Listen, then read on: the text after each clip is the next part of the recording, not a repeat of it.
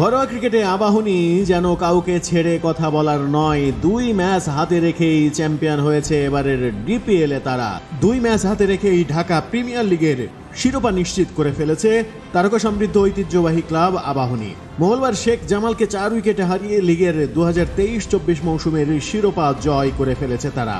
এদিন সাকিব সোহানদের শেখ জামাল আগে ব্যাটিং করেছে। 268 রানের লক্ষ্য দিয়েছে আবাহনীকে। জবাবে 1 বল হাতে রেখে 6 উইকেট হারিয়ে আবাহনী 23তম শিরোপা জিতে নিয়েছে। আবাহনীর জয়ের নায়ক চট্টগ্রাম থেকে উড়িয়ে নিয়ে আসা আফিফ হোসেন 83 রানের ইনিংস খেলেছেন তিনি। জাতীয় দলের বেশিরভাগ ক্রিকেটারকে নিয়েই আবাহনী দল গঠন করেছিল, কিন্তু জিম্বাবুয়ে সিরিজের জন্য আবাহনীর 10 ক্রিকেটার গিয়েছে জাতীয় দলের ক্যাম্পে। ফলে একাদশ গঠন নিয়েই কঠিন পরিস্থিতিতে পড়তে হয়েছিল তাদের। এ অবস্থায় আবাহনীর আবেদনের প্রেক্ষিতে আফিফ হোসেন, তানভীর ইসলাম এবং তানজিম হাসান সাকিবকে এই ম্যাচের জন্য ছেড়ে দেয়া হয়েছিল। এদিকে চট্টগ্রাম টেস্ট খেলার আগে শেখ জামালের হয়ে ঢাকা লিগ খেলেছিলেন সাকিব আল হাসান। চট্টগ্রামে লঙ্কানদের বিপক্ষে টেস্ট খেলেই যুক্তরাষ্ট্রে চলে গিয়েছিলেন তিনি।